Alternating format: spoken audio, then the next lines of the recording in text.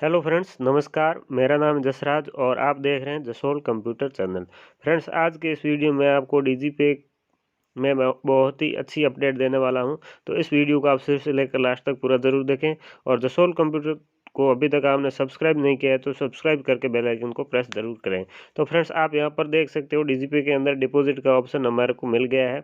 तो आप यहां पर डिपॉजिट पे क्लिक करेंगे और अब हम यहां पर देख लेते हैं कि इसके अंदर हमारे को कौन कौन सी बैंक मिल रही है।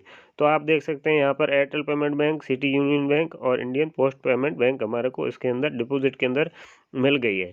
तो आप इतने बैंकों का कैश डिपॉजिट कर सकते हो। और अगर आपको ये वीडियो अच्छा लगा है तो इस वीडियो को लाइक कर दीजिए, अपने दोस्तों में शेयर कर दीजिए।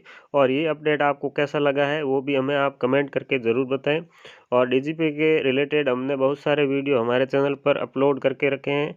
आपको कोई भी समस्या आती है तो आप डीजीपी आप लिख करके जसोल कंप्यूटर को सर्च करोगे तो हमारे वीडियो आपको सबसे पहले मिल जाएंगे।